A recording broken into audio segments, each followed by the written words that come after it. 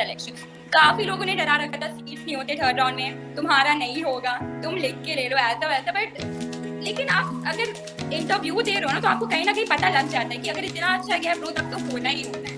चलो ठीक है, नॉर्मल है, जैसे मेरा मॉक इंटरव्यू होता था वैसे ही यहाँ हो गया। और सच बताऊँ तो आपने मुझसे कुछ ज्यादा स्टैंडर्ड क्वेश्चन पूछे थे, तो इसलिए ना वो जो पूछ रहे थे मेरे को लेवल कम लग रहा था आपसे, तो ये ना बहुत हेल्प करा मुझे। जो क्वेश्चन में से अकेडमिक्स तक वो पूछे थे वो ditto same question political science में fundamental duties, fundamental right, constitution और जो भी जीके वगैरह है, वो इंटरव्यू इतनी लंबी थी, like it was around 21 minutes. और ना लाइक मुझे पता था कि मेरा होना है, क्योंकि जो मेरे इंटरव्यूअर थे वो इतने इम्प्रेस्ड हो रखे थे मेरे इंट्रोडक्शन से, and he was directly complimenting me. Like वो ना मेरे को, एंड अगर मॉक इंटरव्यू ने ना सबसे बड़ी बात क्या है ना कि मॉक इंटरव्यू आपको प्रिपेयर कर देता है कि आप अनएक्सपेक्टेड क्वेश्चन को कैसे टैकल करोगे।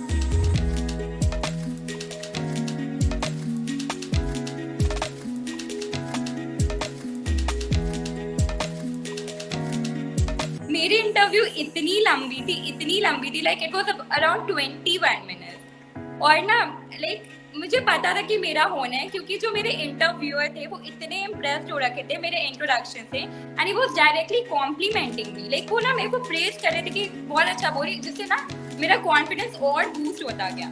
और उन्होंने लाइक, मुझे याद भी नहीं है सच बताओ तो वैसे कितने क्वेश्चंस पूछे गए, लाइक 4 सेक्शंस में डिवाइड करूँ तो सबसे पहले तो इंट्रोडक्शन से वो काफ़ी इम्प्रेस्ड हुए, और फिर मेरे हॉबीज से रिलेटेड उन्होंने क्वेश्चन पूछना शुरू किया सबसे पहले, एंड उसके बाद प्राइस के बारे में पूछा, फिर इसमें मीडिया रिलेटेड क्वेश्चन पूछने लगे वो, फिर माइक्रो प्रेजेंटेशन मुझे नहीं दिया उन्होंने, और लास्ट में बस पूछा कि do you have any question for us and it has been great talking to you, you may leave now. तो फिर मैंने वैसे ही एंड हो गया। It was a good interview, बहुत अच्छा था।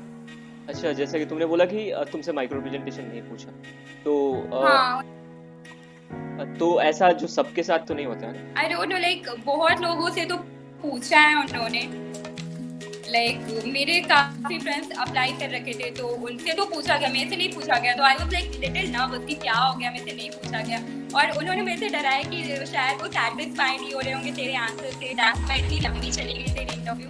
बट एट एंड मुझे ऐसा नहीं लगता था, क्योंकि मैंने देखा है, ठीक है, and the interview was very curious about knowing everything about me. जितना भी मैंने मेंशन करा था अपने इंट्रोडक्शन में, तो आई गेस ना वो क्रॉस चेक कर रहे थे कि इसने बस एव ही लिखा है या फिर सच्ची करती भी है। अच्छा अच्छा, so what type of question they ask, मतलब को लेके थोड़ा सा सीरियस रहते हैं, तो एकेडमिक से कितना पूछा?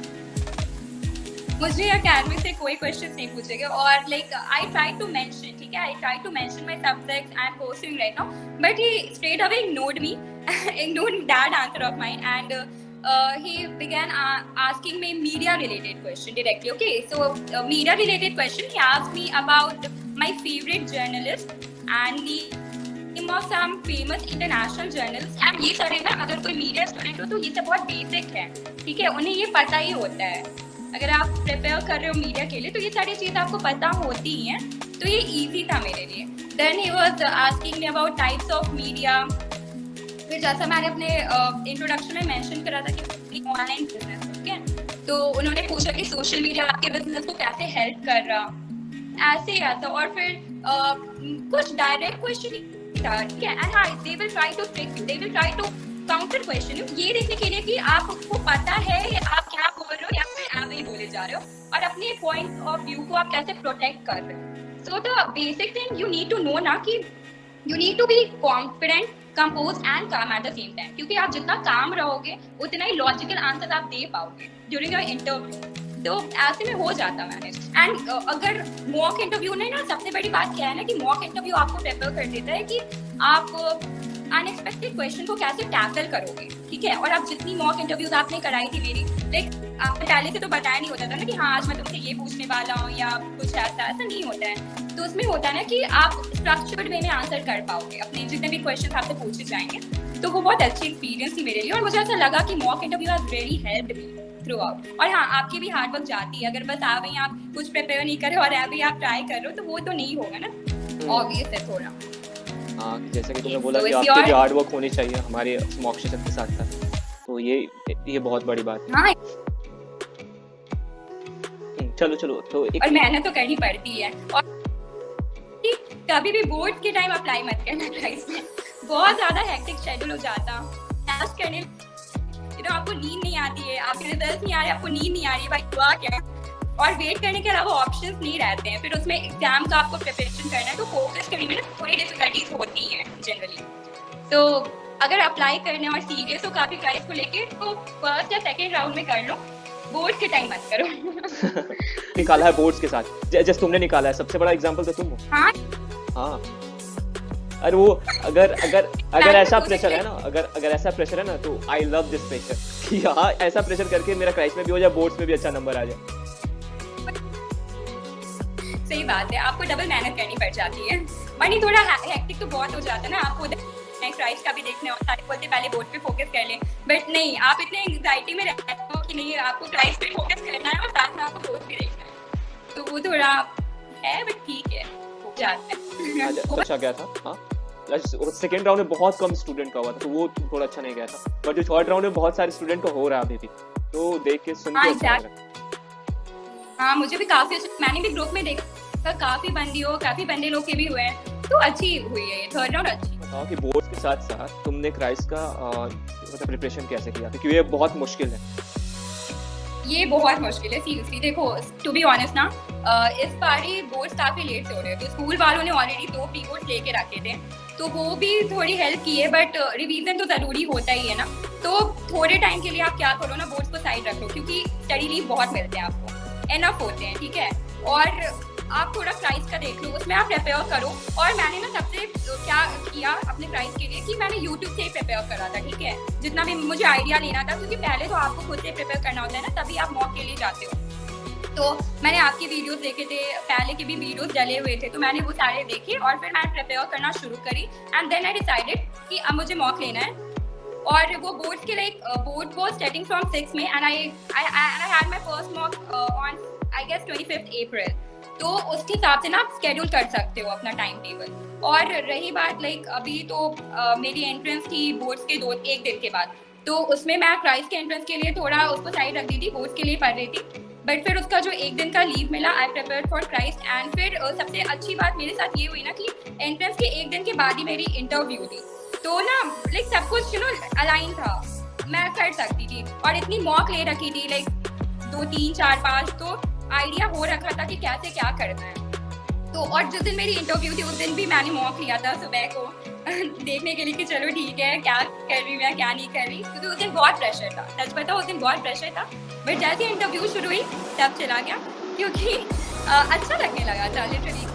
वो बहुत अच्छे थे मेरे इंटरव्यू, काफ़ी अच्छे थे, और काफ़ी बेसिक क्वेश्चन उन्होंने पूछा मेरे से। और हाँ, अगर थोड़ा घुमाव वाला क्वेश्चन भी पूछा तो वो आपके लिए पूछते हैं, वो they just want to trick you, ठीक है, बस उसको आपको टैकल करना है, और आप जितनी काम रहोगे उतना लॉजिकल आंसर निकलेगा, जैसे मैंने पहले भी बोला।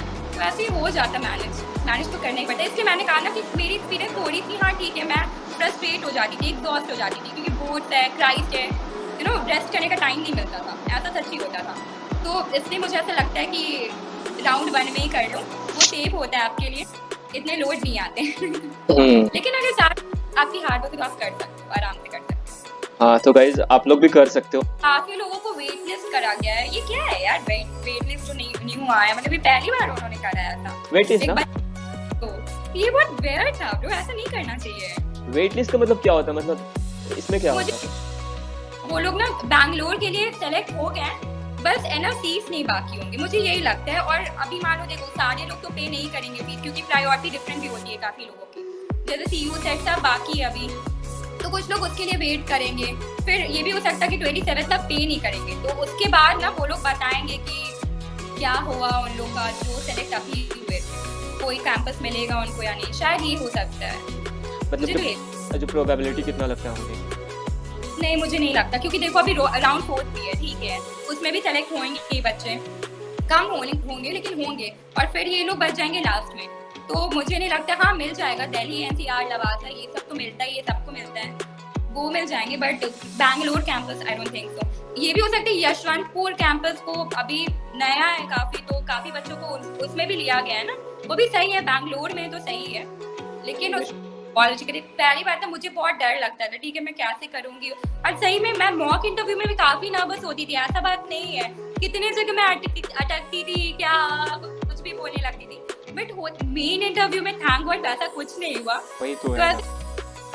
ये तो इजी पूछ रहे मेरे से, तो बहुत इजी पूछ रहे, बाबा भाई ने ऐसा पूछा था, मैं बहुत प्रिपेयर होके गई थी, मैं ओवर प्रिपरेशन करनी थी, मुझे ऐसा लगता है कि अगर बहुत हार्ड कोई भी क्वेश्चन पूछते हैं तो वहां से भी मतलब ये हो जाए, और एंड सिंपल क्वेश्चन पूछते हैं तो वो तो बच्चा वाला काम हो जाएगा, ये सर हो गया इंटरव्यू इज गोइंग। नहीं आप लोग में सही करते, लाइक लेवल बढ़ा के पूछना चाहिए ताकि हाँ ठीक है उस टाइम अच्छा फील नहीं होता कि शिट यार मुझे नहीं आ रहा, मैं नहीं बता पा रही, लेकिन जब आप रियल इंटरव्यू कर रहे हो तो वो ना बस आपका कॉन्फिडेंस देखते हैं और आप क्या बोल रहे हो, कुछ अच्छा बोल रहे हो, वैसा बस है। तो यही सब चीजें ना आपको सेलेक्ट करा देती है। मॉक तो यार अगर मैं सच बता रही हूँ, अगर मैं मॉक नहीं लेती तो ठीक है हो जाता, पता नहीं होता है नहीं होता, लेकिन इतना बेस्ट जो गया है ना ब्रो, जो एक गेन व कॉन्फिडेंस कि नहीं मेरा तो हो ही जाना है, वो नहीं आ पाता। तो मेरे मम्मी पापा ने भी बोला कि नहीं मॉक ने तो हेल्प करा है, बहुत हेल्प करा है।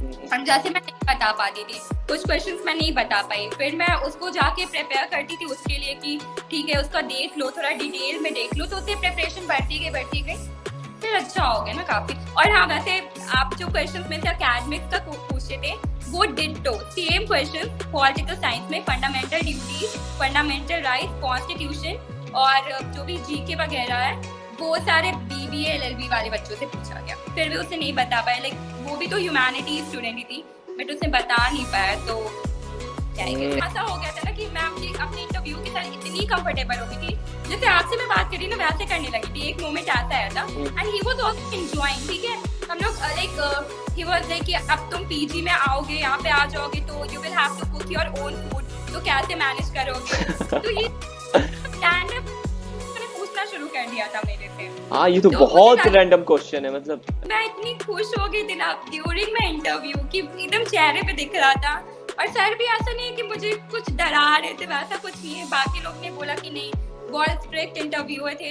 पता है जैसे ही मैंने इंट्रोडक्शन दिया लाइक आई डोंट नो किसी के साथ ऐसा हुआ कि नहीं, उन्होंने बोला यू आर स्पीकिंग फ्लॉलेस, और लाइक उन्होंने मैं बताई कि राइटिंग वगैरह में इंटरेस्ट रखती हूँ, तो वाज लाइक ना कि आप उन्होंने मेरे को वेबसाइट रेकमेंड करा कि तुम ना इस वेबसाइट पे ट्राई करो, you have a good scope in it, ये सारी चीजें लाइक मुझे गाइड करने लगे थे यार, वो तो अच्छा लग रहा था। और उसके बाद फिर जो भी क्वेश्चन इंटरव्यू वगैरह में हाँ सिचुएशन बेस्ड क्वेश्चन भी उन्होंने पूछा, लाइक वो ना बहुत इम्प्रेस थे मेरे, तो ना वो मेरे से बोले आप बहुत परफेक्ट लग रहे हो, लेकिन हर एक परफेक्ट इंसान के पीछे एक इम्परफेक्ट का कोई फ्लॉ होता है, तो तुम अपनी ग्रेड दिया, उसके बाद मैंने कॉल कर